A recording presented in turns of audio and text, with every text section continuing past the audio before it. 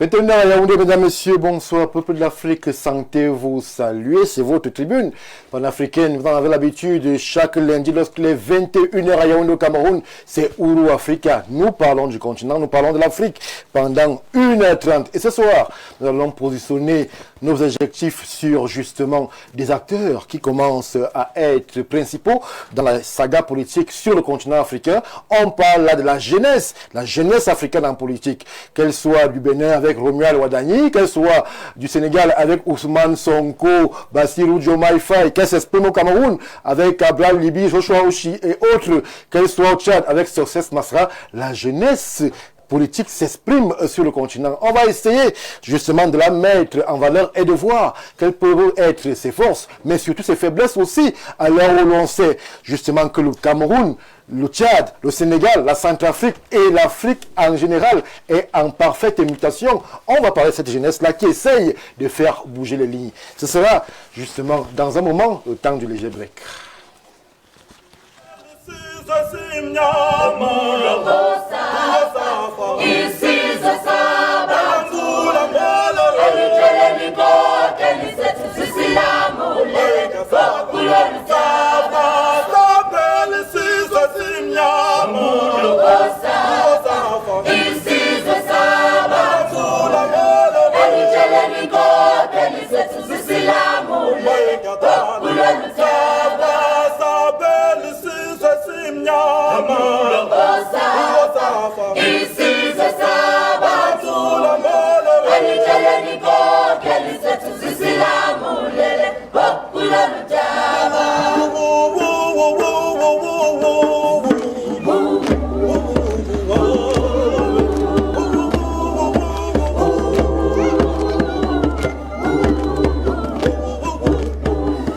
Retour sur le plateau de Ouro Africa, nous avons égrené quelques figures politiques du continent. On a oublié ceux qui créent leur histoire, leur aventure politique sur le plateau de Ouro Africa.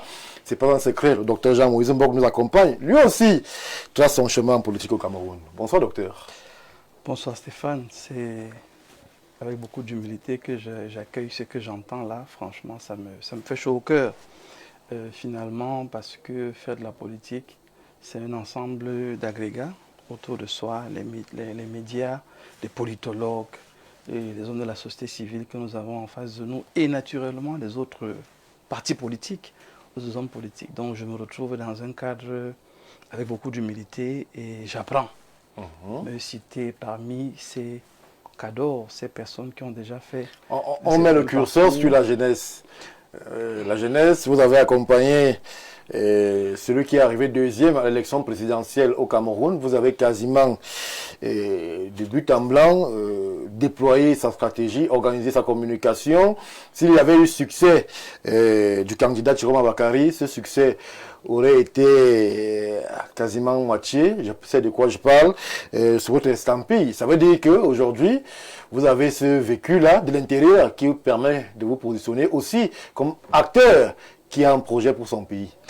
Oui, c'est pour ça qu'il faut d'abord apprendre. Et je crois que j'ai commencé à apprendre et je vais continuer d'apprendre, apprendre des réalités sur le terrain, apprendre de ce qu'on appellerait vis-à-vis et non adversaires, apprendre de ceux qui peuvent être des alliés, des partenaires. Il y a tellement de choses à apprendre que le plus important ici, c'est de garder à cœur la volonté de servir sa nation, de servir l'Afrique et d'apporter quelque chose de nouveau. Et je crois que ce n'est qu'ensemble. Moi, je suis un chantre de dialogue social. Ce n'est que dans la communion, dans la communication, dans l'échange avec les uns et les autres et les bénéficiaires qui sont la population qu'on parvient à faire de la politique de manière responsable. Donc, ayant dit cela, je dis toute ma gratitude à toutes ces personnes qui ont apporté des conseils, des remarques, des appuis aussi. Et je voudrais saluer les téléspectateurs qui nous suivent ici et ailleurs et rappeler que rentrer dans ce cadre-là, vraiment, ce n'est pas par la force, ce n'est pas par la puissance, c'est vraiment la grâce d'une confiance qu'un aîné te fait, la grâce d'être au bon endroit au bon moment et vraiment la grâce de Dieu, finalement. Merci Jean-Moïse Mbok, autre jeune, peut-être pas loup, mais avec des dents longues, qui aussi aimerait trouver son espace en politique. Leonid Nfoum de l'UNDP, il est parmi nous. Lui aussi, il était dans la présidentielle au four et au moulin pour le compte du ministre d'État Belobouba Maïgari. Bonsoir Léonide. Merci. Bonsoir Stéphane. Écoute, j'ai beaucoup de... Bonsoir aux téléspectateurs, c'est toujours un plaisir d'être là, de discuter sur les questions qui concernent l'Afrique, parce que l'Afrique en a véritablement besoin. Vous vous rendez compte aujourd'hui que l'Afrique est le seul continent où on menace un pays de ne pas aller jouer la Coupe du Monde parce qu'il y aurait Ebola. Oui, Et, on a vu ces images horribles de la délégation du Sénégal stoppée comme à l'entrée des États-Unis, fouillée comme des vandales quasiment. Et justement, et on se pose la question jusqu'à quand cette situation va durer. Et en même temps, on répond tant qu'on aura des dirigeants qui ne respectent pas l'Afrique, c'est-à-dire des dirigeants africains eux-mêmes qui ne respectent pas l'Afrique, cette situation va continuer de perdurer. Parce que je me serais quand même attendu que la CAF fasse une sortie par rapport à cette situation, Oui. que l'Union africaine même fasse une sortie par rapport à cette situation, mais on s'est rendu compte... Le cas de l'arbitre soudanais aussi, qui est quasiment privé de visa d'entrer sur le territoire américain, alors qu'il a été désigné parmi les arbitres devant officiers durant la Coupe du Monde. Exactement. Donc, moi, je me serais attendu à un chantage de l'Afrique. Que la CAF dise qu'aucun pays africain ne participe si ça continue comme ça, qu'on leur laisse jouer leur Coupe du Monde. On a notre Coupe d'Afrique qui, en réalité, j'ai envie de dire quoi, nous permet de nous rassembler et de partager l'unité de l'Afrique. On n'a véritablement pas besoin de cette Coupe du Monde. On peut leur démontrer qu'on n'a pas besoin de cette Coupe du Monde pour exister. Donc, pour moi, ça me dérange un peu de voir cette situation, de voir que l'Afrique continue d'être reléguée au rang des choses, de faire le nombre, au plan des relations internationales. Merci pour justement cette mise en lumière, Paul Stéphane. C'est vrai que ces images-là, par chauvinisme africain, nous avons refusé de les relayer. Ces Sénégalais, ces joueurs de la délégation sénégalaise, des superstars internationalement reconnus, qui sont fouillés dans un aéroport, cet arbitre soudanais, qui est privé de visa, et ce, malgré les protestations sur le continent. Mais les officiels, qu'attendent-ils pour réagir? C'est la grosse interrogation qui va nous garder éveillés certainement jusqu'au début de cette Coupe du Monde. Je me tourne vers vous, Jean de Dieu Vouna, les sciences sociales, c'est votre dada. Vous êtes acteur, mais aussi responsable de l'Organisation africaine des familles. J'aime bien l'expression. Vous êtes un fidèle sur le plateau de Ouro Africa. Bonsoir et bienvenue. Bonsoir M. Mbarga, bonsoir aux co-discutants. C'est un réel plaisir d'être là. C'est l'Organisme africain de développement des familles, qui est une ONG qui travaille dans le cadre de apporter sa contribution de la construction, de la redynamisation de l'identité de la famille africaine. Oui. Donc, nous croyons que la famille est le fondement et le socle de la citoyenneté. Et cette nouvelle citoyenneté, parce que la citoyenneté, elle est dynamique, elle est constructive, elle se doit d'être revisiter parce qu'au regard de tout ce que, par exemple, Paul Stéphane convoquait, est-ce que le citoyen africain est au même niveau que le citoyen du monde? Parce qu'il faut aussi questionner notre type de citoyen. Pourquoi les autres ont toujours mettent toujours un peu de barrière vis-à-vis de nous en tant que la citoyens réponse, du monde? le propos de Paul Stéphane ne vous interpelle pas sur la responsabilité des dirigeants? Le véritable problème ici, c'est le type de citoyen africain. Est-ce qu'on pourrait faire cela à un citoyen américain sans que le président Trump en premier ne réagisse? On a vu le président Sarkozy venir au Tchad, prendre des Français dans le cadre de l'affaire de l'Arche de Zoé. Vous savez, il faut avoir les moyens de sa politique, de levier des pressions. La question sur le plan diplomatique est, j'ai posé la question de quel type de citoyen, et maintenant sur le plan diplomatique, est-ce qu'il s'agit simplement de discourir?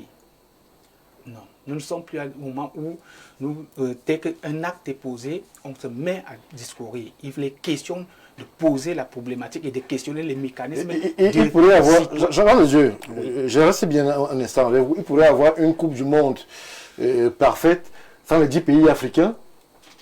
Si les Africains estimaient que les actes posés, s'il te plaît, les actes posés à l'encontre de la délégation sénégalaise, par exemple, sont des actes désobligeants pour des pays qui se respectent, à l'endroit de l'arbitre soudanais qui est empêché de visa, est-ce qu'il pourrait avoir une Coupe du Monde en bonne et due forme, sans les 10 pays africains? Nous sommes dans une... Non, pas du tout, du tout.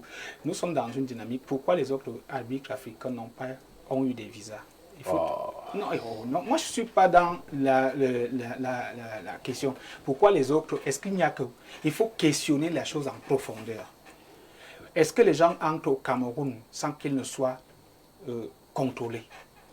Vous avez vu une frontière sérieuse où, quel que soit le citoyen, et nous sommes en période où les questions C'est un officiel quand même.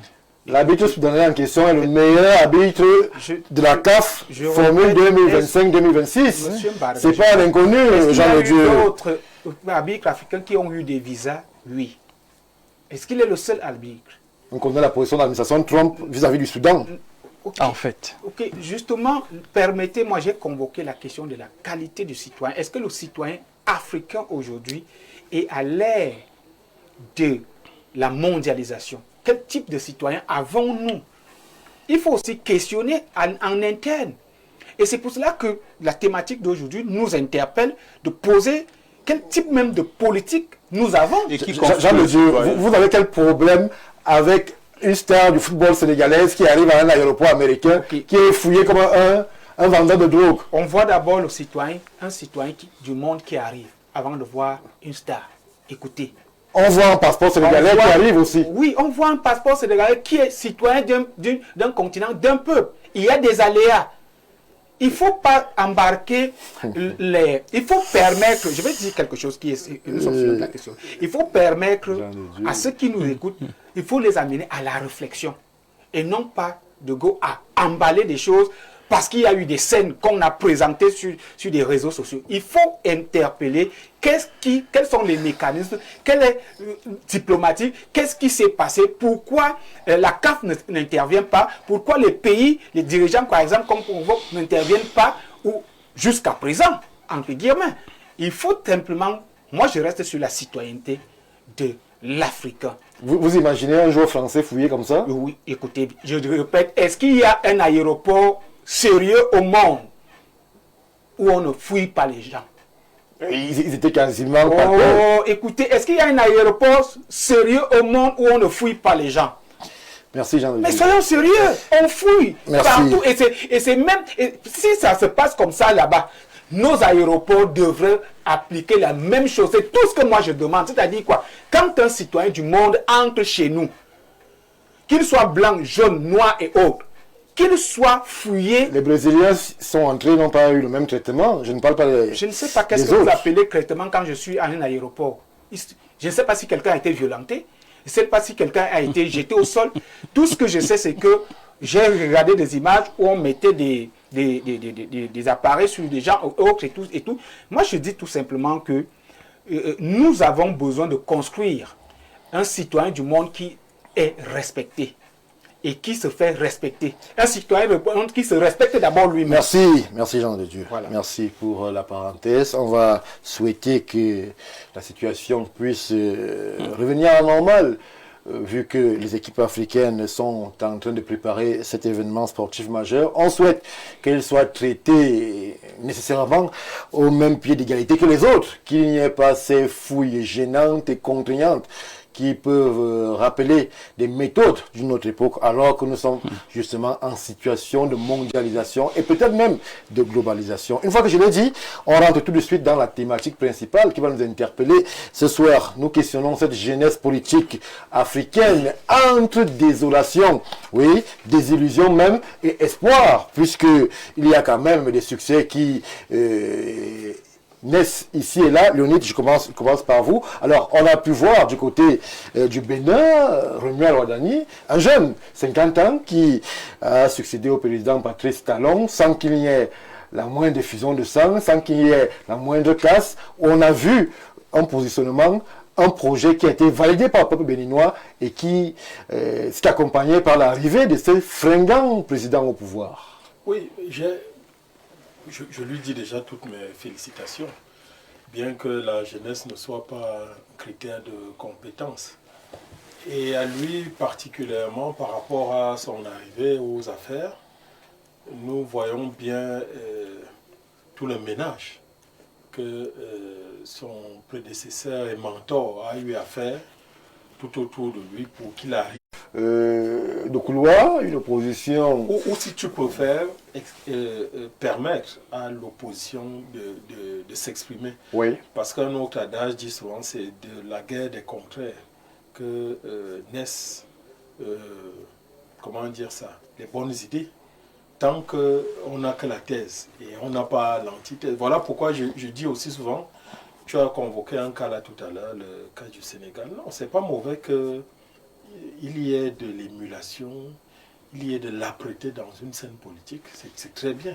Ça nous permet de voir entre les hommes qui peut être le meilleur, entre les idées qui peut être la plus intéressante. Donc il urge qu'au Bénin aussi, et au Bénin encore, il y ait une classe politique qui accepte que l'opposition fait partie du jeu normal des choses, surtout en contexte de démocratie, et que l'on permette à cette opposition-là de s'exprimer.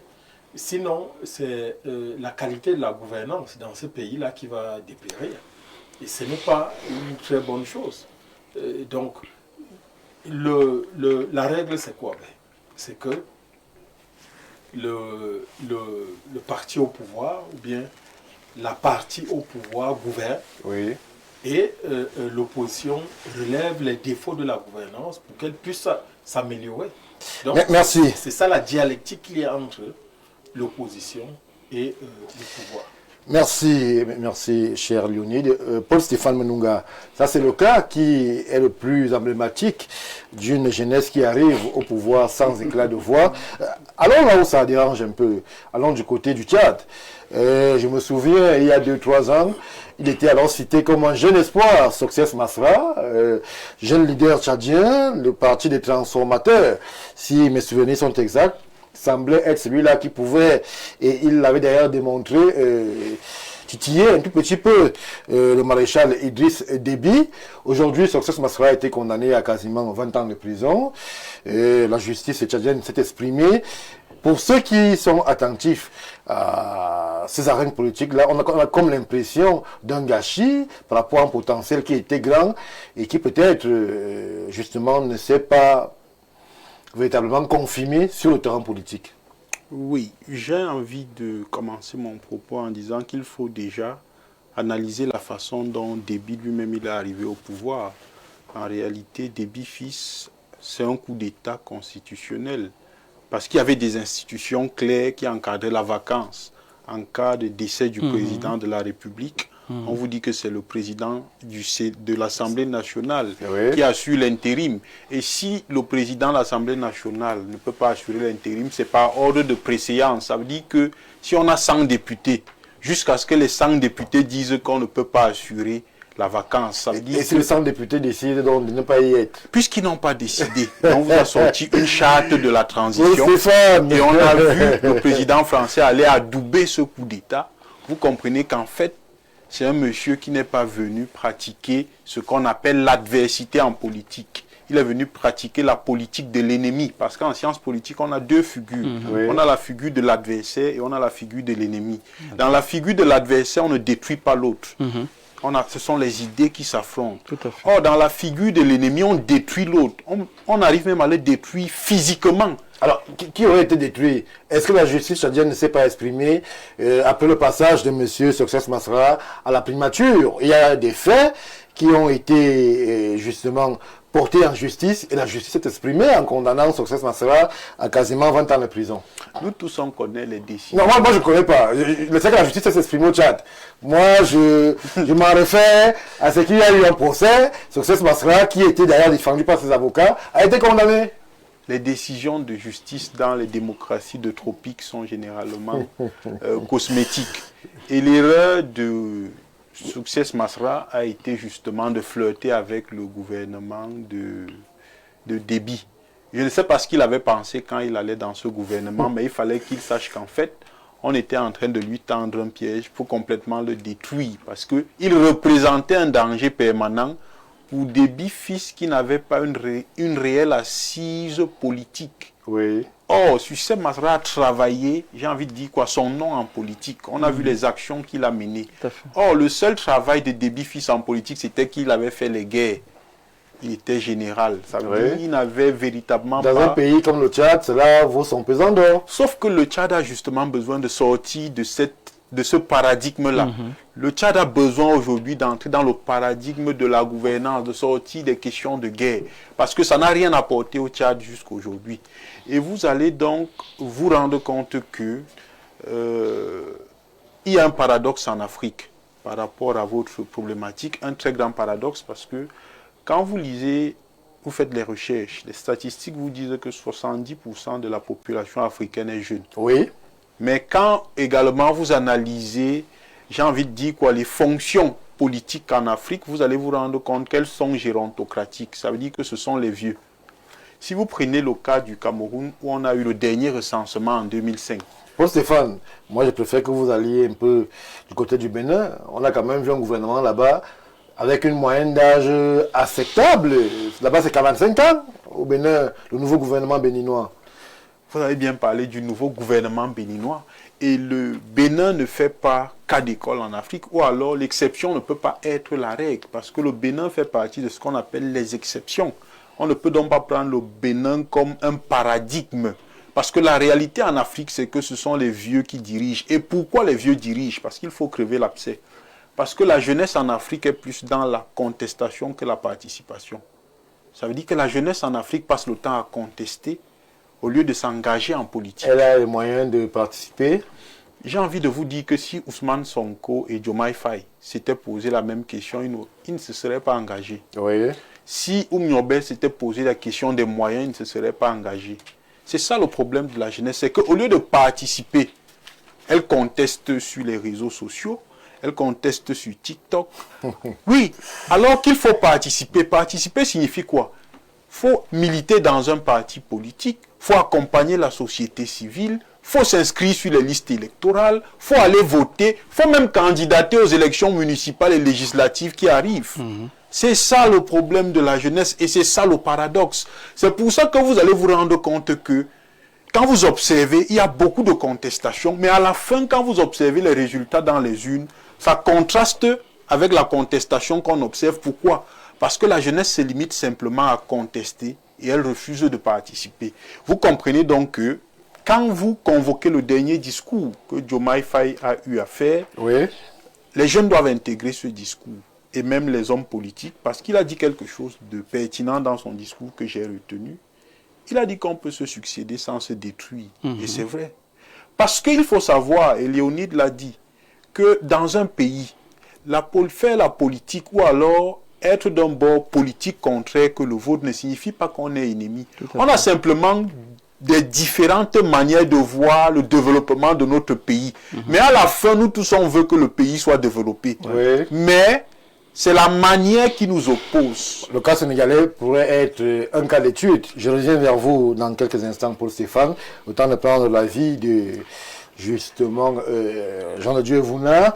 Alors, Jean de Dieu, on a cette jeunesse-là qui essaye d'exister sur le plan politique en Afrique. Je l'ai dit, il y avait ce trio qui faisait rêver les Africains. On parlait de Succès Masra au Tchad, on parlait de Sonko déjà au Sénégal, on parlait de Cabral Libi au Cameroun. Je ne vais pas revenir sur l'acronyme qui lui a été collé. Ça impliquait un président français. On disait, bon, aujourd'hui, on peut dire 4-5 ans plus tard que est-ce que justement les fruits ont tenu la promesse des fleurs. On a Succès Masra qui est en difficulté au Tchad. On a Cabral Libi qui aujourd'hui est existe, il est à l'Assemblée, il est au bureau de l'Assemblée nationale, il a une formation politique qui a une structure qui existe sur l'appareil politique au Cameroun.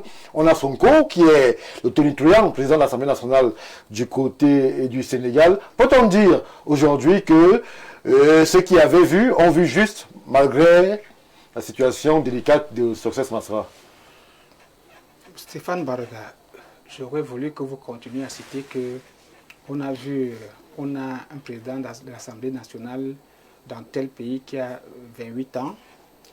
On a vu dans tel autre pays un président de telle ou telle autre institution qui a 45 ans. Voyez-vous, Paul Stéphane l'a dit, environ 60 à 70% de la jeunesse africaine a moins de 25 ans.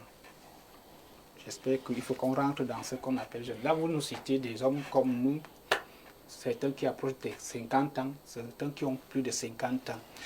Est-ce que vous voyez donc à quel niveau nous réduisons ce que nous appelons jeunesse lorsque nous avons déjà un ancien Premier ministre dans un pays, M. Attal, qui est devenu Premier ministre à 20 ou 30 quelque chose. Je fais 34 ans. 33, hein? 34 ans. 34 Mais ans. nous avons vu Amadou Ahidjo dans ce pays qui a occupé des fonctions trentenaires. Oui. Pourquoi est-ce que vous voulez me ramener à 60 ans plus tard? Je vous parle, et c'est pour ça que je parle ici de la construction de la citoyenneté. Permettez-moi, vous ne pouvez pas me parler, je parle d'Attal et vous me parlez d'Ahidjo. Attal n'a rien à voir dans ce débat. C'est Dans la jeunesse, je parle ici, moi je reste dans la société civile, mon analyse Oui. idéologique, mon analyse reste dans mon couloir, c'est-à-dire je parle de la citoyenneté. Et quand vous parlez de la jeunesse, vous parlez de la citoyenneté. Moi, je vous parle de la jeunesse africaine. Je parle donc- Je ne parle pas de la jeunesse française. Je vous rappelle donc que la jeunesse africaine, je la questionne. Vous me parlez de quel jeune? Un des jeunes, vous parlez de jeunes à 50, 55 ans. Oui, dans le contexte africain. Non, le contexte africain, justement, il faut changer ce paradigme-là. Je vous le dis que nous avons environ 800 millions de jeunes, près de 800 millions de jeunes qui ont moins de 25 ans en Afrique. Et vous nous parlez des hommes comme nous, qui ont presque 50 ans, et vous appelez ça jeunes. Nous sommes dans un continent où, dans des salles, la moyenne d'âge qui prend les décisions a entre 55 et 65 ans. Et vous appelez ça jeune? Monsieur Mbarga, votre thématique est importante et capitale. Comme Stéphane l'a dit, la jeunesse est une main-d'œuvre politique en Afrique. Elle n'est pas un instrument structuré sur le plan idéologique. Jean de Dieu, j'aurais aimé, justement, puisque nous sommes sur le continent, que vous, l'expert des sciences sociales, vous fassiez le parallèle entre la jeunesse politique des années 60 et celle de 2026, puisqu'il y a 29 ans, il y a eu les premiers ministres du continent. Il y a eu des grands leaders. Nous sommes donc dans une régression, monsieur, et ça pose un problème de citoyenneté, de construction de cette citoyenneté dont je ne cesse de convoquer. Si monsieur Ahidjo a occupé des postes de responsabilité à la vingtaine, si nous avons eu des leaders dans le domaine des renseignements qui ont comme le ministre d'État Bello a eu des fonctions importantes, justement, ça veut dire que 50 ans plus tard, il y a un problème. Il y a une régression dans la construction de la citoyenneté africaine. Vous posez un problème très important. C'est-à-dire, si vous parlez, vous vantez des hommes de 50 ans. Un homme de 50 ans qui est devenu chef d'État, vous dites jeune. Jeune comment? À 50 ans, on peut déjà avoir un fils de 25 ans. C'est-à-dire, à 25 ans, on a fait un enfant et il a 25 ans. Et cet enfant peut déjà être ministre. Il était déjà ministre il y a 50 ans. Il était déjà Premier ministre il y a 50 ans. Il était déjà directeur général ou président du conseil d'administration il y a. Et vous croyez que ce citoyen africain aujourd'hui est vraiment respectable? Il se pose un sérieux problème. C'est-à-dire, quel type de jeunes voulons-nous en tant qu'Africains qui puissent construire et participer aux jeux politiques? Et ce type de jeune vient est déterminé par le type de citoyen que l'Afrique a aujourd'hui. Nous ne pourrons donc pas vanter des élites d'il y a 50 ans Qu'est-ce qui s'est passé pour qu'il y ait cette rupture? Qu'est-ce qui s'est passé pour que ce pont ne puisse plus être et ne soit plus établi? Moi, je pense que c'est des réelles questions que nous devons nous poser. Et je dis simplement que la jeunesse africaine est une arme géopolitique. Pourquoi je veux le dire? Parce que quand on a environ 800, près d'1 milliard de jeunes de moins, c'est-à-dire prenons 500 millions de moins de 25 ans, qui sont jeunes dans un continent, et que ces jeunes servent à chanter dans les rues, à crier sur les rues, et ils ne sont ni PCA, ni dans aucun... Quand on prend des décisions, ils ne sont pas là.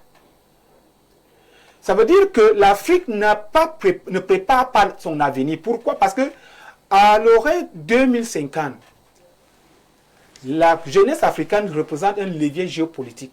C'est-à-dire, celui qui va contrôler cette jeunesse, cette masse de plus de 500 millions de personnes, va contrôler les richesses africaines. Merci. Va contrôler les terres arabes, va contrôler l'or, va contrôler... Et c'est ce que nous sommes en train de défendre ici. C'est-à-dire qu'on change de paradigme, qu'on cesse de dire qu'un homme de 50 ans qui est député est jeune. Merci Jean de Dieu, on vous a compris. Jean-Maurice Mbok, vous étiez en politique et vous y êtes d'ailleurs avec les résultats qui sont les vôtres. Vous avez un de vos soutiens qui a été justement très proche de la victoire. Vous en tant que jeune, comment est-ce que vous avez vécu ce moment de l'intérieur? C'est vrai que celui dont vous défendiez la cause était soixantenaire et plus, mais vous avez été au cœur de l'action, vous avez observé, et qu'est-ce que vous retenez de cet échange-là? Pensez-vous que cette jeunesse africaine et ce pont, selon les dits des gens de Dieu Vuna, qui semble avoir été coupé aujourd'hui, est réellement coupé, ou alors il y a des aînés qui peinent véritablement à tendre la main et à accompagner, comme au Bénin, les jeunes qui se démarquent par la qualité de leur proposition? Non, moi je crois que je vais rentrer dans notre histoire parce que ce que j'ai vu, ce que j'ai appris, ce que j'ai compris, et même dans les échanges avec les aînés, me donne de rentrer dans notre histoire. Et le premier pan que je veux convoquer, c'est la colonisation. Parce que c'est un volet qu'il ne faut pas négliger. La colonisation, c'est un travail de sape qui a été fait de manière à ce que l'Afrique, pour qu'elle se relève, devra faire un travail de fond, mais un travail d'une intensité incroyable. Parce que la colonisation ne vient pas seulement vous acculturer, elle vient vous abrutir. Vous donner un mode de vie qui n'est pas le vôtre, vous imposer un mode de consommation qui n'est pas le vôtre, vous mettre dans des conditions où vous êtes littéralement des dirigés et non des dirigeants. Et quand la décolonisation s'impose, ce n'est pas de gaieté de cœur que ces gens l'acceptent. Mais qu'est-ce qu'ils font en partant? Ils laissent les néocolons. Et la néocolonie est tellement forte, tellement structurée qu'elle recrute depuis la jeunesse. C'est pour ça que vous avez ces jeunes leaders que vous avez cités à cette époque. Parce qu'ils étaient recrutés pour pouvoir pérenniser une activité. Oui. Une activité qui est celle de ne pas permettre à l'Afrique de s'unir et de se développer. Mais une pérennité, justement, de la mauvaise approche et lecture de la démocratie qu'on nous a amenée. Alors, et pour ces à ce niveau, Jean-Maurice Mbok, vous n'allez pas nous dire que Kwame Nkrumah, Nelson Mandela n'étaient pas encore des leaders à leur époque et qu'ils avaient eux aussi été choisis. Qui a choisi Nkrumah? Et pour jouer quel rôle? Alors que lui, il n'était pas l'africaniste. Très bien. Vous savez, parfois, quand on veut vous donner l'impression que vous avancez, on crée une sorte de vent, de fumée, d'agitation autour de vous. Voilà. Mais au fond, si Kwame Nkrumah avait été pris au sérieux, son idéologie aurait été ventilée au grand maximum. Seulement dans le système...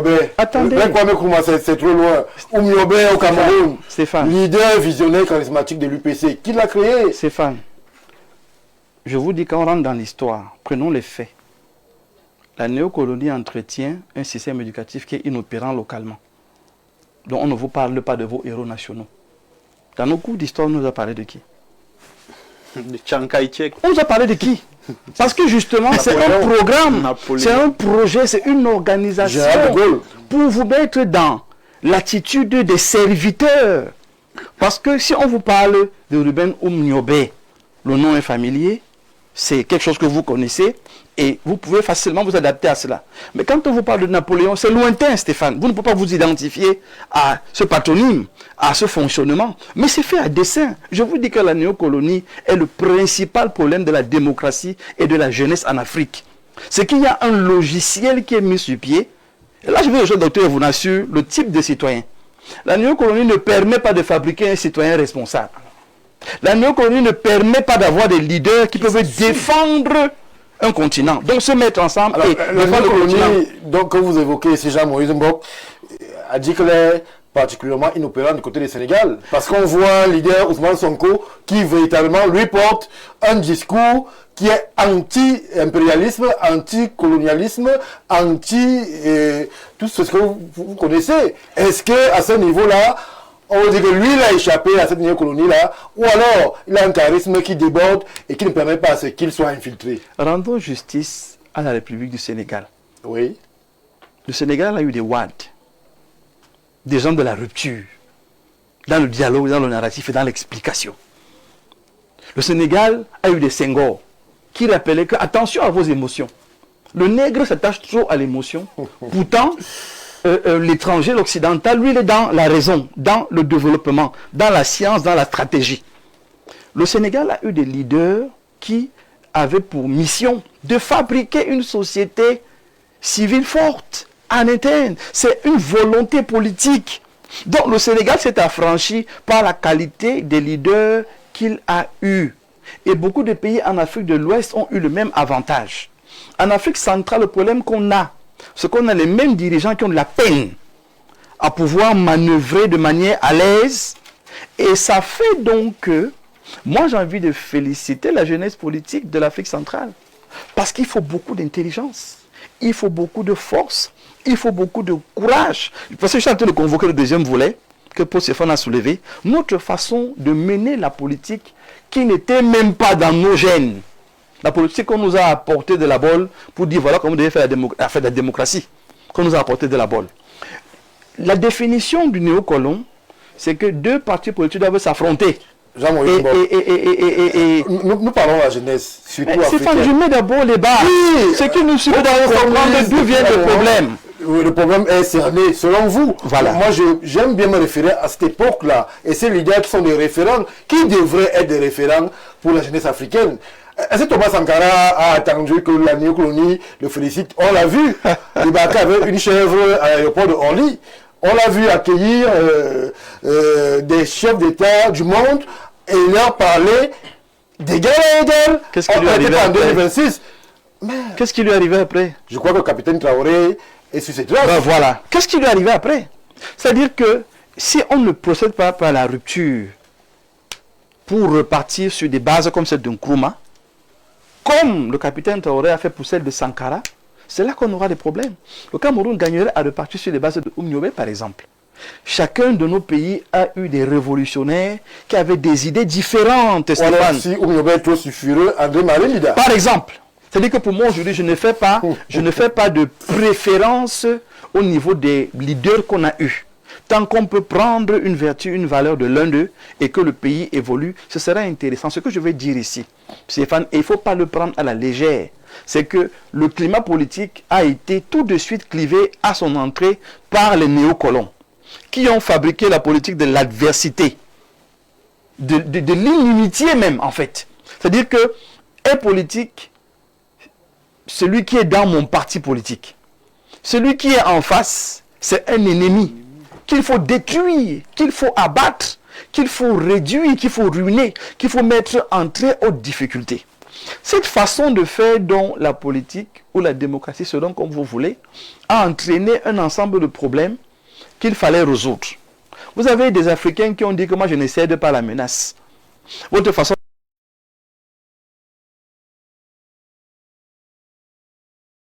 il faudra une volonté politique ferme pour reconstruire la démocratie à l'africaine. De manière à ce que le projet que celui qui est en face de moi apporte soit un plus à ce que j'ai. Et non une attaque ou une inimitié. Parce que le peuple m'a élu. Et si le peuple m'a élu, ça veut dire que le peuple me dit, mets-toi à disposition de pouvoir écouter toutes les intelligences de la nation pour que le pays avance. Si on ne revoit pas la chose comme ça, à chaque élection présidentielle, on aura toujours des gens qui vont être enfermés parce qu'ils sont contre l'ordre gouvernant. Merci. Et pourtant, ce n'est pas ça le but pour lequel on rentre en politique. Merci. Alors, Lionel Foum, nous avons dit jeunesse politique en Afrique entre espoir et désillusion. Est-ce que vous pensez, lorsque vous observez justement le déploiement des acteurs, que les Africains eux-mêmes, je parle ici de l'électorat africain, soient enclins à faire confiance à un jeune? Est-ce qu'il y a eu des cas où justement on a fait confiance à des jeunes et on s'est retrouvé quelque peu embarrassé? Bon, alors, il faut exactement d'abord savoir de quoi on parle. Donc, lorsque on parle de l'engagement politique des jeunes en Afrique, il ne faut pas confondre le cas, par exemple, d'un pays comme le Sénégal, qui a une histoire et une sorte de vécu dans les ancres de la démocratie. Ça, il faut le dire. Oui. Parce que ce que nous avons, la plupart des temps, dans nos tropiques, et je le dis souvent, et il y a une littérature foisonnante à ce sujet, ce que nous avons dans nos pays, malheureusement, mais c'est des démocratures. C'est-à-dire, ces penseurs expliquent la démocrature comme quoi, mais c'est comme une dictature simplement qui a des apparences de démocratie. Voilà. C'est ça qui est la vérité. Et donc, il faut extrêmement être courageux pour s'improviser. Alors, vous avez demandé qu'on mette une chape sur le Sénégal, mais il y a eu la Côte d'Ivoire. On a une série de leaders ivoiriens qui ont fait rêver la jeunesse. On a eu les Charles Blé Goudé, on a eu les Guillaume Soro, qui ont eu des positions de pouvoir assez importantes dans leur pays. Est-ce que à ce niveau-là, on peut quand même dire un mot sur leur passage aux plus hautes affaires? Guillaume Soro a été Premier ministre, il a été président de l'Assemblée nationale. Oui, mais il faut aussi... Je disais qu'on ne peut pas fondamentalement mettre tous les pays africains dans un seul et même panier. C'est vrai. S'il y a quelques exemples d'émulation et de fabrication de certaines figures que l'on peut ça et là avoir, mais dans la plupart des cas, les pays, les systèmes qui gouvernent dans les pays africains, c'est des systèmes fermés. C'est des systèmes fermés. Et ce qu'ils nous disent souvent lorsqu'ils nous voient parler à la télévision des choses politiques, que mais vous êtes des vendus, ils n'ont pas tant que ça tort. Voilà. Parce que si vous regardez les faits, voilà. Hein, si vous regardez les faits ne leur donnent pas si tort que ça. Et ils estiment que nous mettons nos vies en danger en venant et en nous exprimant sur la scène politique d'une certaine manière. Surtout quand on n'est pas du côté du parti au pouvoir. Donc, c'est d'abord ça. On ne peut pas questionner l'acuité, l'apport de la jeunesse sans aussi interroger le système dans lequel cette jeunesse évolue. Qui s'appelle la néocolonie. C'est en réalité, le cas sénégalais est un cas vertueux. Il y a des jeunes là-bas qui s'affirment parce qu'il y a un environnement qui le permet. Qui a été créé. Oui. Bon, nous sommes d'accord, Leonid. Oui. Alors, est-ce que l'environnement au Cameroun, par exemple, l'Afrique centrale, aujourd'hui, moi je parle du Cameroun, c'est un pays que je connais un peu. Est-ce que l'environnement au Cameroun aujourd'hui est plus difficile qu'en 60, en 59, à l'époque de Oumyobé? L'éducation n'était pas ça. Hein? L'affiliation même au groupe dominant n'était pas celle que nous connaissons. La capacité même à gérer les ressources du pays par ce système-là n'était pas ce que nous avons aujourd'hui. Donc, il faut dire que pour moi, par exemple, si le système veut me briser aujourd'hui, il ne lui faut pas grand-chose. Il fait seulement comme ça et il m'a cerné. C'est très grave ce que vous dites là. Non, mais je vous dis... D'avoir un monde aussi ouvert, vous dites que le système pourrait vous briser en un battement de doigts. Ça veut dire que peut-être il faut remettre en question le discours que vous présentez au Cameroun. Alors, j'en venais à dire que en réalité... Dans un monde où on peut, si la France vous refuse, aller en Chine, si la Chine vous refuse, aller en Turquie, si la Turquie vous refuse, aller au Qatar, si le Qatar vous refuse, aller au Canada. On est en train de parler de la jeunesse politique africaine.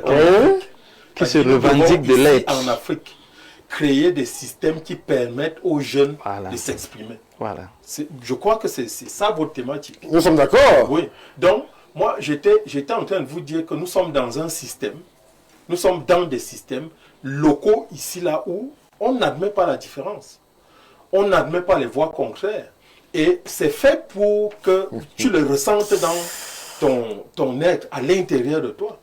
Et il faut estimer que nous sommes particulièrement courageux, nous qui osons dire autre chose. Merci. Merci. Ce n'est pas une manière de nous jeter des fleurs. C'est ça. Mais j'ai envie de dire... Ou le justifier, ou nombreux également. Oui, mais si vous me mettez dans un système, comme le système sénégalais par exemple, Oui. c'est une toute autre personne. Je vous assure que... Là-bas, il n'y a pas de coup bas, il n'y a pas Il y en a. d'influence, il n'y a pas de cooptation, il n'y a pas de copinage. Il y en a, mais il y a une culture. Il n'y a pas d'arrestation musclée, on se souvient de son corps extirpé de son véhicule. Ah, Je dis qu'il y en a, Oui. certes, mais il y a une culture, il y a un cheminement politique qui tolère un certain nombre de choses qu'au Cameroun, on n'accepte pas. merci Léonide. Votre chute pourrait être ambiguë. Paul Stéphane, moi je me tourne vers vous, puisque on est là entre espoir, je l'ai dit. Les colons se sont arrangés à refabriquer notre histoire. Parce que quand vous évoquez le cas de Ruben Oumiobe, et j'en oublie certainement, est-ce que vous savez qu'ils ont été formés? Ils ne sont pas arrivés là au hasard. Oui, à la base, ce sont des syndicalistes. Exactement, par Gaston Donat. Ça veut dire que le premier problème, c'est un problème de formation. Et qu'est-ce que le colon s'est arrangé à faire? Il s'est arrangé à détruire physiquement ceux qui avaient une formation politique et qui devaient transmettre la même formation politique aux générations suivantes et laisser justement des hommes politiques qu'ils ont créés par décret. Parce qu'au Cameroun, depuis 1957, ou alors depuis que André Marimbida a été évincé de son poste de Premier ministre, tous les hommes politiques qu'on a eus sont des hommes politiques par décret, jusqu'au président actuel. Parce que... Non, ça dépend de ce que vous mettez par décret. Il commence à faire la politique quand il est nommé président de la République. Avant qu'il ne soit président de la République, il n'avait jamais eu un poste électif. Même conseiller municipal, il n'a jamais été. Il n'a jamais battu campagne quelque part. Ça veut dire que c'est un homme politique par décret. Pourquoi vous ne voulez pas accepter la vérité? Alors, c'est pas moi qui accepte, moi je pose des questions. Ce sont les faits. Ça fait donc quoi? On se retrouve donc dans un système politique où des jeunes ont devant eux des hommes politiques qui eux-mêmes n'ont pas une formation. Du coup, ils ne peuvent rien vous donner. C'est pour ça que vous allez vous rendre compte que quand on étudie le cas du Cameroun, il y a eu une rupture. C'est avec des nouvelles générations qu'il y a quelque chose qui est en train d'être construit. Mais ça va prendre encore du temps en réalité, parce que justement, nos aînés comme les gens Moïse vont certainement nous léguer ce qu'ils ont appris, ou alors ce qu'ils sont en train d'apprendre. Nous aussi, on va transmettre ça. Et c'est ce qui fait l'avantage du Sénégal, c'est que, en fait, il n'y a jamais eu de césure au Sénégal. Voilà. C'est pour ça qu'on a une société civile qui est forte. Très bien. C'est pour ça qu'on a, quand vous suivez les débats même au Sénégal, on ne vous parle pas de communauté. Je ne connais pas la communauté d'Ousmane Sonko, de Diomaye Faye. On ne vous parle que de programmes, de projets, d'idéologie. On ne vous dit pas que non, Diomaye Faye est Bamileke, Sonko est Wondo, tel est Ito. Non, ils vous disent que le programme politique a fait que, l'idéologie a fait que, quand ça ne va même pas, ils vous parlent en Wolof. Voilà.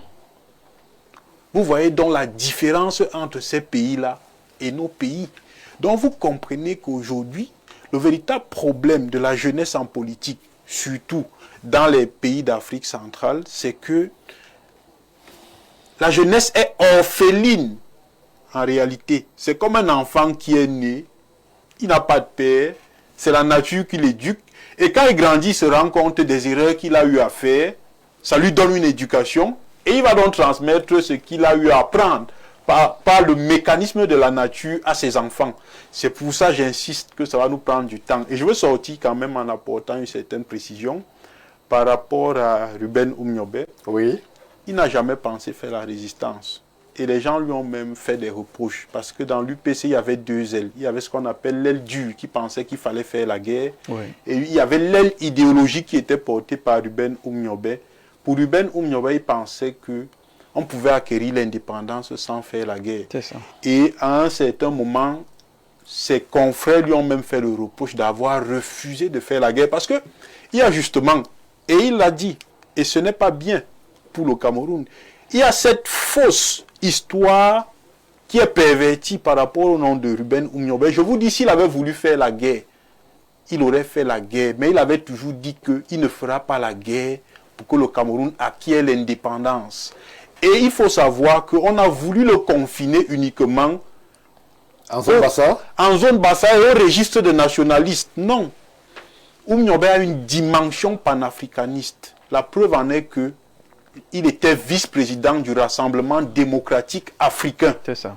C'est quand il n'a pas voulu se soumettre, comme le président de la Côte d'Ivoire, que l'UPC a été radié du Rassemblement démocratique africain, ainsi que Oumniobé. Donc il faut relater l'histoire, La vraie. telle qu'elle doit être relatée, et rappeler ici que, et je sors définitivement par là, que pour que la jeunesse africaine, et surtout d'Afrique centrale, ait un poids en politique, il faudrait qu'on, j'ai envie de dire quoi, il faudrait qu'on lui raconte son histoire réelle. Parce que un peuple qui n'a pas d'histoire n'a pas d'âme. J'insiste dessus, un peuple qui n'a pas d'histoire n'a pas d'âme. Parce qu'en fait, il faut toujours avoir un référent. Si on prend le cas du Cameroun aujourd'hui, quel est votre référent? J'insiste, quel est votre référent? Politique. Oui, sur le plan politique. Oui. Quel est le référent sur le plan politique? Quel est le référent jeune en politique? Ou alors le référent tout court? Tout court. Le référent tout court, parce que Au travers duquel les jeunes peuvent s'identifier. s'identifier justement, parce que on vous parle d'unité nationale aujourd'hui, mais je rappelais quelque part que ce n'est même pas Oumniobé le père fondateur de l'unité nationale. C'est Douala Mangabel qui pose les jalons de l'unité nationale au Cameroun. Mais on ne vous parle pas de ce monsieur dans ce pays. On ne vous parle pas de ce monsieur, on vous parle de l'unité nationale, on ne vous parle même pas de Foncha, qui a permis que la partie du nord-ouest et du sud-ouest n'aille pas au Nigeria. Mais on vous parle de l'unité nationale. On ne vous parle pas de l'acteur principal qui a combattu le docteur Ndélé pour que le Cameroun soit ce qu'il soit aujourd'hui. Vous voyez qu'il y a un sérieux problème. Parce qu'en fait, on transmet, c'est de génération en génération qu'on bâtit. Pour avoir dans la citoyenneté que le docteur Evuna évoque, il faudrait qu'on commence par déjà raconter la vraie histoire aux Camerounais, aux Tchadiens, aux Gabonais, et j'en oublie certainement. Et à partir de cette histoire, on aura certainement des hommes politiques comme Sonko et peut-être Diomaye Faye. Merci Paul Stéphane pour justement cette vision transversale en termes de formation, en termes de leadership. Jean-Dieu Evuna, est-ce que ce n'est pas là le principal problème, ce problème de référent, ce problème de transmission aussi pour ce qui est justement de nos latitudes? On parle là de l'Afrique centrale. La question de Paul Stéphane pourrait être accessoire en certains lieux, mais si l'on posait la question à un jeune Camerounais aujourd'hui qui envisage s'engager en politique, qui est ton modèle? Alors, qui pourrait répondre de façon sincère et honnête et au travers des référents établis que tel, en fonction de ceci, de tel acte, de tel positionnement, est mon modèle en politique? Jean de Dieu. Voyez-vous, le docteur Mbok et Paul Stéphane viennent de nous prouver que nous avons vécu pendant plus de 50 ans sous la sous-traitance des idées et des idéologies. Écoutez, vous ne pouvez pas avoir des référents et être souverain si vous utilisez les manuels des autres. C'est pas ça, Paul Stéphane. Tout ce que tu as développé, c'est que nous utilisons les manuels des autres. Et comment voulez-vous que... Pour preuve, regardez les débats. Lorsque on veut être très élégant, on cite qui? C'est peut-être Paul Stéphane qui cette habitude de toujours citer les Oumniobé et autres. La plupart des intellectuels citent, ont des références. Jean-Jacques Rousseau, Jean-Paul Sartre. Voilà. Parce qu'il manque quoi? Il n'y a pas une indépendance cognitive. Pour construire un citoyen à l'ère de la mondialisation. Est-ce qu'en ces temps... Un citoyen qui devient un jeune politique. Est-ce qu'en ces temps, Edouci Boulaga, ça sonne glamour? Ça sonne glamour. Jean-Paul Sartre. Ça sonne glamour pour moi. Ça devrait pourtant sonner pertinent. Je vais vous dire, ça sonne glamour, ça sonne pertinent pour moi parce que même si je n'ai pas lu, rien que le patronyme me touche. C'est ça. Mais quand vous me dites ça, j'ai envie de vous demander, Aneza. Anodoneza, Nia Sohe, comme on parle souvent chez nous. Et vous voyez, quand le docteur Mbok parlait, il a convoqué la néocolonisation. Qui tire les ficelles? Mais la question que j'aimerais poser, c'est qui a vendu les ficelles? Vous savez, il y a une chose qu'on dit de manière triviale au quartier. Le Cameroun a traversé les remèdes. Je pose toujours la question, qui a mis les remèdes? Alors, moi, ça ne me fait pas du tout rire. C'est des assertions que moi, véritablement... On le dit comme ça au quartier.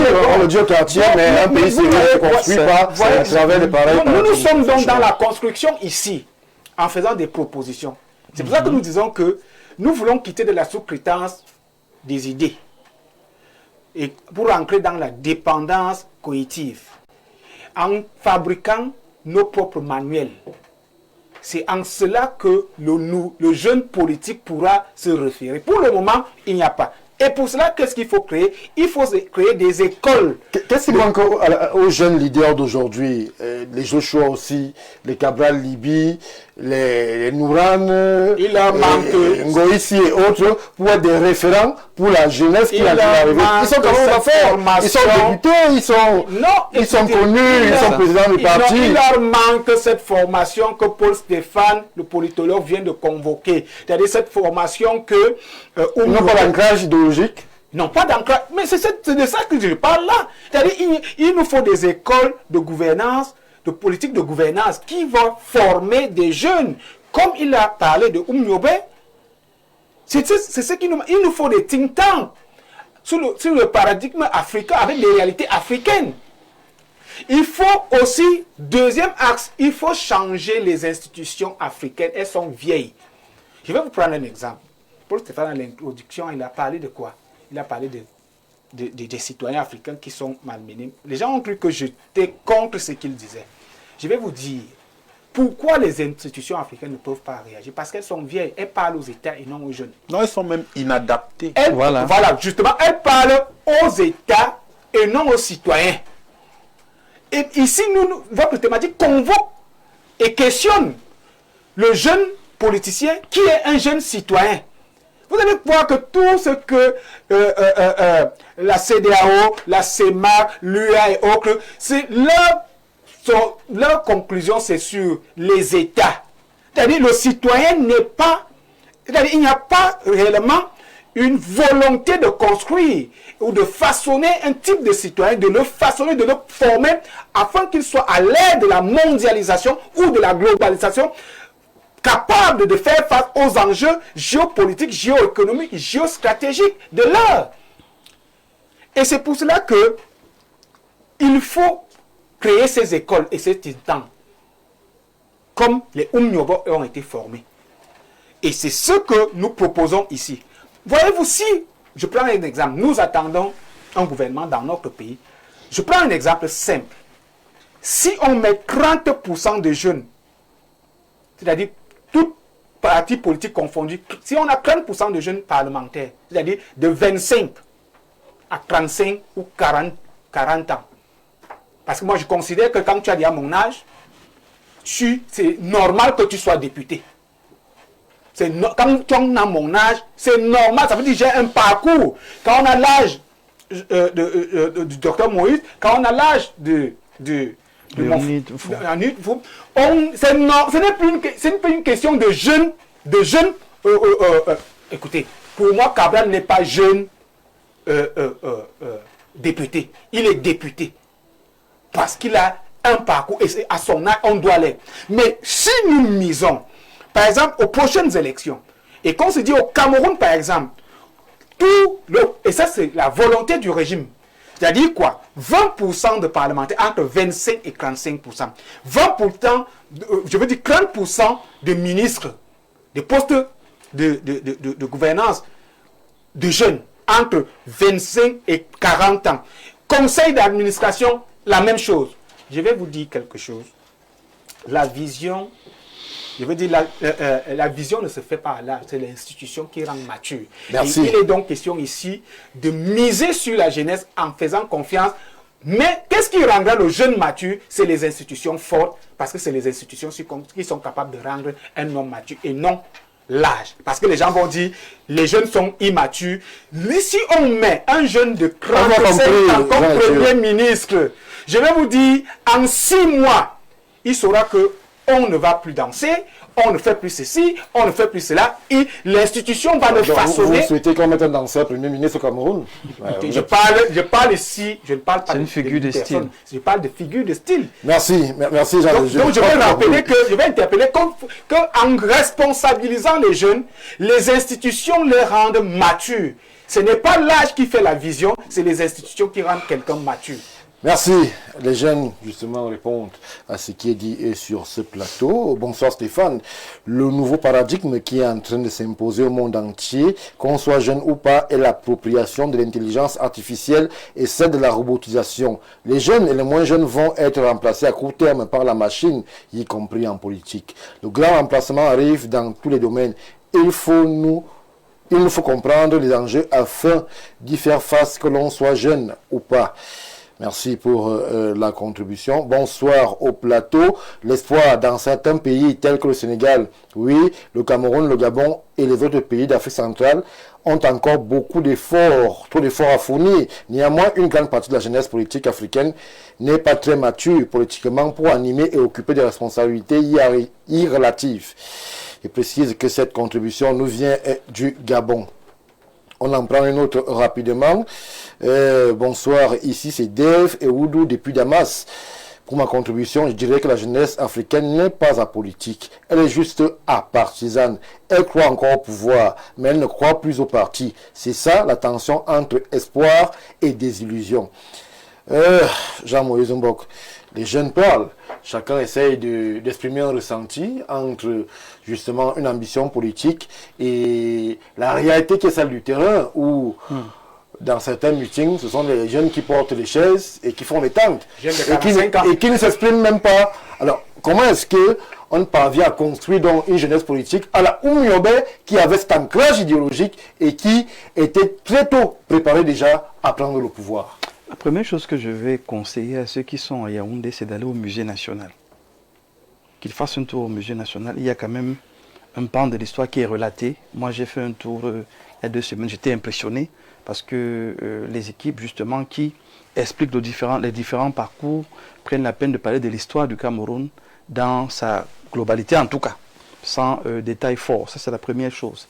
La deuxième chose, je vais rappeler et je vais insister que le combat dans lequel nous sommes, c'est la néocolonie qui ne veut pas lâcher en étant au pouvoir et en imposant un style. Le style éducatif, la qualité de la formation, le style même narratif. Vous avez vu tout à l'heure quand Paul Stéphane a dit que le président camerounais n'a jamais été élu. Le journaliste a sursauté. Le journaliste a sursauté. Oui. Parce que dans la dynamique de l'Afrique centrale, on ne parle pas d'une certaine façon du patron, de Dieu. Parce que la néocolonie fait donc justement que le chef de l'État est vu comme un Dieu. Il ne faut pas passer à côté de lui. Et ce n'est pas que le journaliste, c'est quelque chose qui est répandu dans l'air. Donc le combat aujourd'hui n'est pas combattre ceux qui sont au pouvoir, mais c'est de travailler à créer une nouvelle dynamique qui va être celle, 1, de dire la vérité, 2, de négocier, j'insiste là-dessus, de négocier avec le néocolon les ficelles, négocier à couper les ficelles, en rappelant par exemple au chef de l'État camerounais, je m'arrête au Cameroun, que notre problème à nous c'est la vision. Le Cameroun va où? Dans 10 ans on sera où? Dans 20 ans, on sera où? Monsieur le Président, permettez-nous de tracer la vision et de vous la soumettre. Vous, en tant que chef de l'État, vous la portez et vous la mettez en exergue. L'homme politique, aujourd'hui, dans la transition, ne doit pas forcément aspirer à gouverner, mais doit aspirer à participer. C'est ça l'intelligence politique de l'Afrique centrale aujourd'hui. C'est pour ça qu'on va dire, mais qu'est-ce que Léonide fait derrière un vieux? Il apprend. Qu'est-ce que Mbok fait derrière un vieux? Il apprend. Il apprend à 50 ans. Mais bien sûr, mais bien sûr. Mais Stéphane, vous séparez de la vision de Jean de Dieu. Non, écoutez, que sa vision est idéaliste. Non, sa vision est idéaliste et elle est exacte. Seulement, il faut tenir compte des réalités du terrain. C'est qu'au terrain aujourd'hui en Afrique centrale, quand vous avez 50 ans, vous appelez bébé. Ça, c'est l'Afrique centrale. Et Paul Stéphane a dit que c'est la gérontocratie qui gouverne. Qu'est-ce que nous, on doit donc faire dans nos 50 ans, dans nos 60 ans? C'est de réfléchir pour les autres. De manière à ce que ce que nous proposons ne soit pas vu comme un conflit, comme un problème, mais une dynamique de progression. Et c'est dans cette dynamique de progression-là, il faudrait que nous puissions accepter que nous faisons la politique de transition.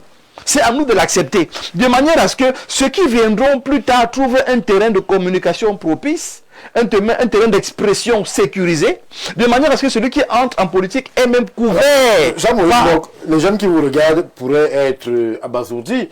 Lorsqu'on compte entre vous, par exemple, les nouveaux acteurs politiques, et Oumiobe, c'est au moins 3 générations.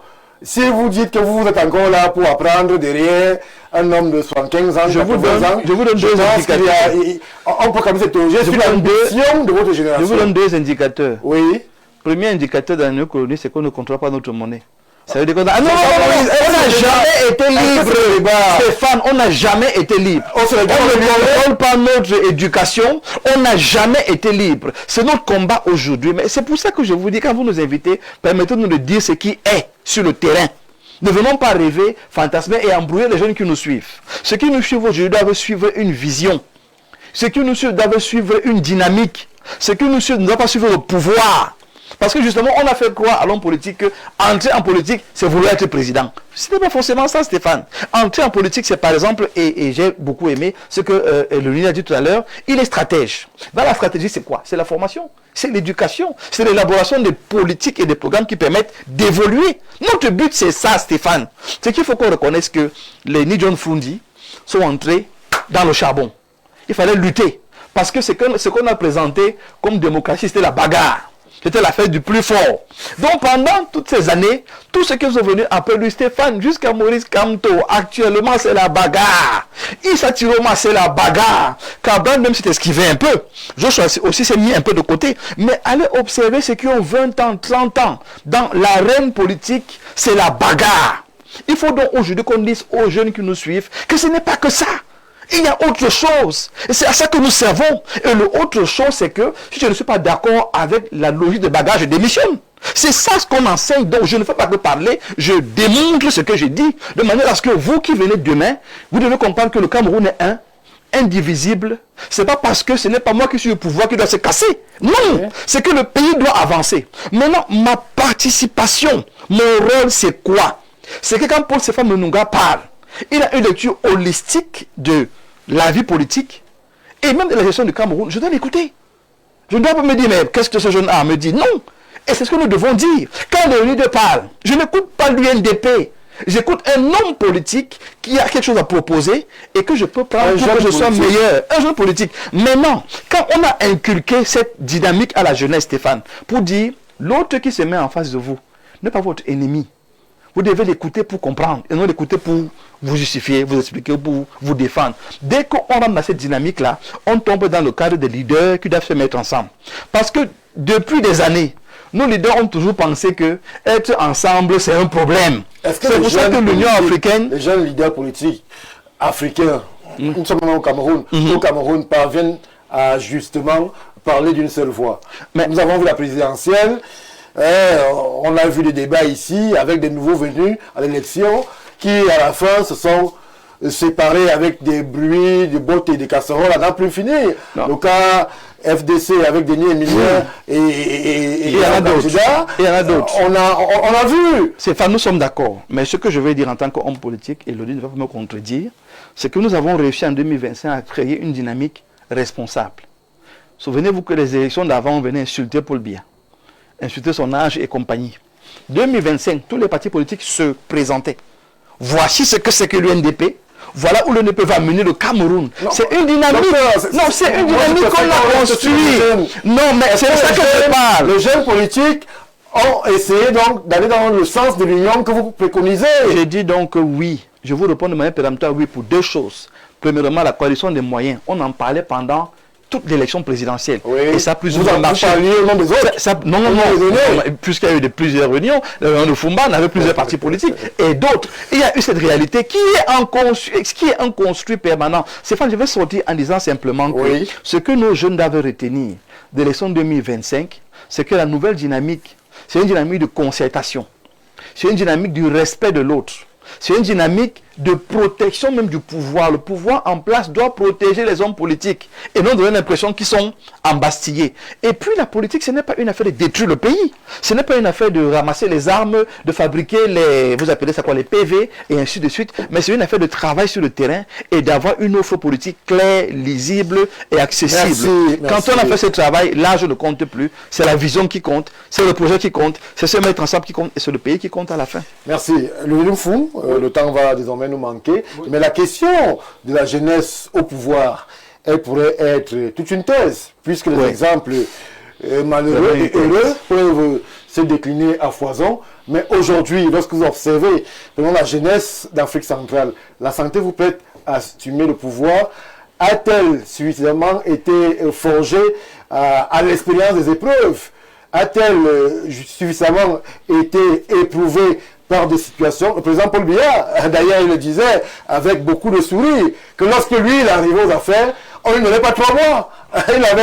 Il semblait comme il était, on ne donnait pas 3 mois. Mais ça fait 43 ans qu'il est là. Est-ce que ce que vous voyez aujourd'hui paraissent prêts à prendre la relève des aînés qui, pour la plupart, commencent à un peu ressentir le poids de l'âge? Non, mais nous la prenons. Nous la prenons. Peut-être pas avec tonitruance et flonflon. Voilà. Mais nous jouons notre part dans ce que nous devons faire. Je suis un peu de l'école de Fanon. C'est-à-dire que c'est chaque génération dans une... Vous avez bien timoré, timide. Comment ça Alors, vous... L'ancien bien passé, il faut lui dire ça. La bagarre est finie. De l'école de Fanon. Voilà. Je continue à vous le dire. Et vous posiez aussi avant une question. Est-ce que vous avez des modèles? Si, moi j'en ai. Voilà. Et moi, mon modèle en politique, vraiment, je le dis sans flatterie aucune, c'est Bello. Parce que... C'est le contraire que vous aurez surpris. Je m'explique. Et en quelques lignes, je ne fais pas le faire. Je vous donne 30 secondes, vraiment. Le ministre d'État n'est pas au cœur des échanges de ce soir. Oui. Allez-y. C'est un homme politique. Ce qui se trompe en politique chez nous, c'est de penser que le Cameroun, c'est la Côte d'Ivoire, c'est le Sénégal, c'est la France. Non. Le Cameroun et beaucoup de pays africains sont gérés presque de la même manière. Et il y a 2 façons principales de gérer le pouvoir. Les pouvoirs souples, dits souples, qui sont des démocraties, et les pouvoirs dits forts, qui sont des autocraties. Mais lorsque vous regardez fondamentalement ce que nous sommes, parce que pour dire qu'un pouvoir est une démocratie, n'est pas une autocratie, c'est quand dans les institutions, vous avez consacré l'opposition. Si vous ne consacrez pas l'opposition et que l'opposition est clandestine, comme chez nous, eh bien, les jeunes viennent et occupent les petits espaces, les interstices que la gouvernance leur donne d'occuper, et ils les occupent avec honneur, courage et bravoure. Et ça... En restant sagement à la place. Vous avez même d'abord une place. Je suis en train de vous je suis en train de vous dire que si notre système était un système dit souple, c'est-à-dire une démocratie, l'opposition allait être consacrée dans les institutions. Or, regardez bien nos institutions. L'opposition est toujours à la marge. Est-ce que l'opposition n'a pas eu sa chance, par exemple en 92, où elle aurait pu être majoritaire, mais du fait de cette divergence et des appétits des uns et des autres, elle-même s'est fragmentée. C'est toujours facile d'accuser les autres aussi. Je chute en vous disant que dans les régimes forts, au niveau de la gouvernance et des gouvernants, il y a toujours comme une sorte d'entassement. Ce n'est pas spécifique au Cameroun, mais c'est spécifique au régime fort. Si vous faites l'exégèse de la gouvernance en ex-URSS, vous allez voir pareil. Vous faites l'exégèse de la gouvernance en Chine, vous allez voir la même chose. Donc, il y a un entassement qui empêche que les gens émergent. Et les régimes forts sont comme ça. Mais dans les démocraties, ça peut venir de partout. Et c'est consacré par les institutions. C'est ça. Merci, Leonid. Si vous voulez qu'on aille dans ce sens, il faut aussi que ceux qui sont aux affaires aient la grandeur de faire évoluer ces institutions vers cette façon de faire là. Sinon, effectivement. Merci Leonid. Paul Stéphane, il nous reste à peine 5 minutes. On va essayer de les répartir de façon équitable. Quel conseil à la jeunesse qui souhaite s'inscrire sur les nobles traces de Patrice Emery Lumumba et de Ruben Umnyobe, par exemple?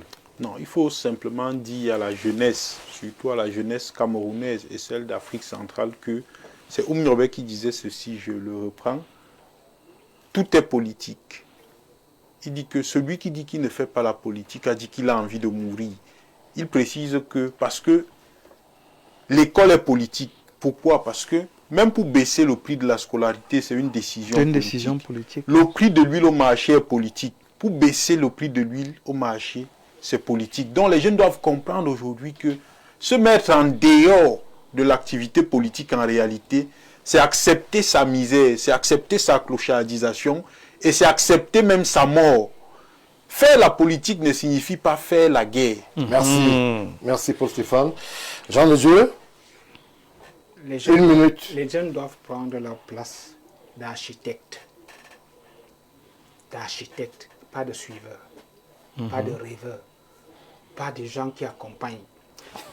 Ainsi, la désillusion va s'arrêter. Lorsqu'on va cesser, ces jeunes-là vont cesser de crier dans les rues et de commencer à écrire les lois dans les hémicycles. Je connais quelqu'un ici, Jean-Maurice Mbok. Je l'ai suivi, j'ai suivi les deux pendant la campagne. Nous avons partagé des plateaux.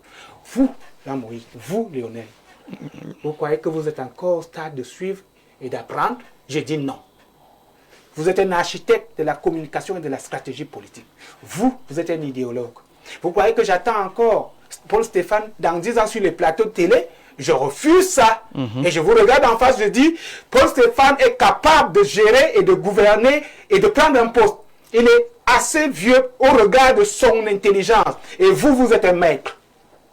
Vous de même. Alors je refuse cette jeunesse qui refuse sa place d'architecte.